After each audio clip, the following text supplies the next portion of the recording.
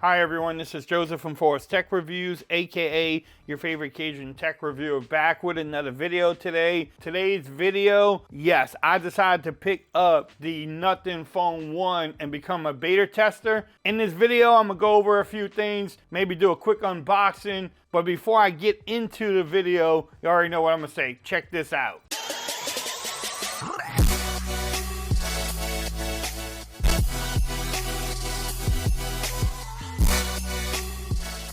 Okay everyone, so I'm back with another video today. Today's video, yes, I decided to become a beta tester with the Nothing Phone 1. I paid $299 and they sent me out this black 8 gig, 128 gig storage version of the Nothing 1. We know this phone came out earlier this year, only in the UK and different countries, but never released in the US. This still is not a official released phone in the US, but as you can tell there, look at that glyph interface, that is pretty cool. They are testing it out for Android 13 and they are sending it to the US now. People said they was having problems using it on T-Mobile, Verizon, AT&T. In the state of Texas, where I live at, in San Antonio area, I'm not having any issues yet. I'm gonna discuss that later on. But I just wanna do a quick unboxing, talk about the phone, go over it, give y'all my first 24 hours, 36 hour later impressions of it, because that's how I've been using it for, that long now. But here's the phone. Oh, that's cool. There's the phone itself. In the box, I didn't really do an unboxing because there's not much in there. You get some papers, you get a USB Type-C to USB Type-C charging cable, and a SIM card slot in there. And that's all you get in the box. No case, no charging brick. They're learning from Apple and Samsung. And then you get the phone. Look at that. I know y'all seen the lights light up already. Is that a gimmick? Yes, it is, but it's pretty cool. Let's go over the phone real quick. Let's not do that yet. So you have the cameras back there. On the back of the cameras, or the back cameras, you have a 50 megapixel main shooter. You also have the ultra wide camera there. No telephoto lens. On the front, you have a 16 megapixel front shooter there. At the bottom, you have your speaker, you have the USB Type-C, and then also the SIM card slot and a little microphone there. On the top, you have the other microphone, power button on the right side. On the left side, you have the volume rockers, some antenna bands. Now, the shape of this phone reminds me of Apple. It reminds me of an iPhone, definitely how boxy it feels, which is not a bad thing. Then on the back, you also have the glyph interface, a little branding there. One thing about this phone, it does feel light. It does feel really light in the hands, paws. Now the question is, because the phone feels light, does it make it feel cheap? I was having this discussion with Android Stud, and he said that it felt cheap because it was light. But a lot of phone companies are trying to make their phones lighter all the time, so I don't know. To me, I think it feels pretty premium in the hands. But y'all let me know what y'all think about it. I do love that interface and how it looks in the back. It's kind of clear. It's definitely different, y'all. Now let's go over the specs really quick too.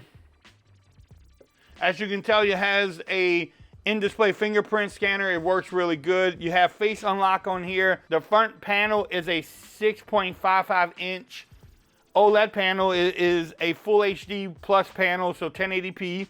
You have 120 hertz refresh rate. You have a Snapdragon 778G plus processor. I have never heard of that processor before. At least I don't remember. I don't even know if I had a phone with that processor in there. You get a 4,500 milliamp hour battery, 33 watt fast wireless charging, wire charging I should say. You also get wireless charging, no water resistance on this phone. Because we are beta testers, that's part of the test, is that it is on Android 13 beta, which, I was able to download. Once you order the phone, they will send you a link that you can sign up for it. And then what I did is I reset my phone or turned the phone off. turned it back on, and then went to updates, and I had the beta on the phone already. So it took maybe 5 minutes, and I was already using Android 13. If you sign up for the beta in the US, you get links to their Discord where there are many different channels. You can learn from people all across the US and then all across the world too. So overall, I love the design. I love the feel, even though it's boxy. I love the feel. I do love the display on here. The display looks great. Watching YouTube, the speakers sound really good on here. So far, the overall experience using it as a phone has been great. Let's talk about T-Mobile and any issues I'm having. I'm really not having any issues yet. I'm getting better reception than my Oppo Find N2 on this, phone one from nothing. But overall, the connectivity from T-Mobile has been great. No issues there. I live in San Antonio, Texas area. I don't know how it would be in like Miami or even Georgia or say Wisconsin, or if you have AT&T or Verizon. I don't know how that would be. But for me so far, it hasn't been bad. I'm having less drop calls on here or missed calls than I'm having on my Oppo Find N2, which is a good thing, which I do love. I still love that phone. I have my second SIM card in there. But so for the first 24 hours to 36 hours, it actually has been shocking. I thought I was going to have issues. I thought I was really going to buy just a phone I could use inside. But I've been getting good speeds. I'm going to probably come back with a different video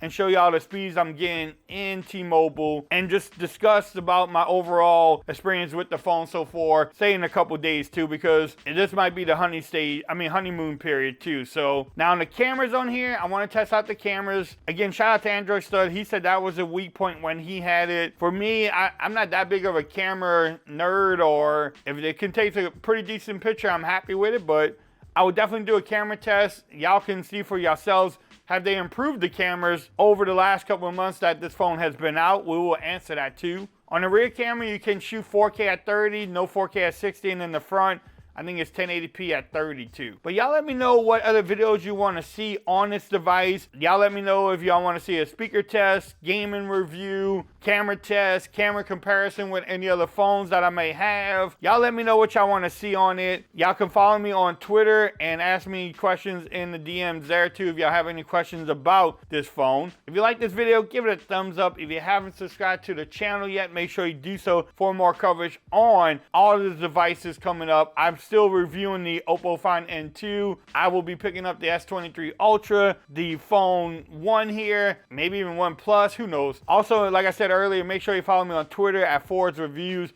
Become part of the BAM Nation. Hopefully y'all enjoy this video. One more look at it. One more look. Let's see.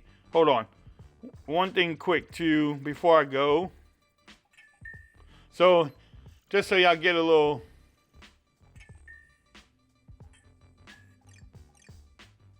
So you have different ones you can choose from.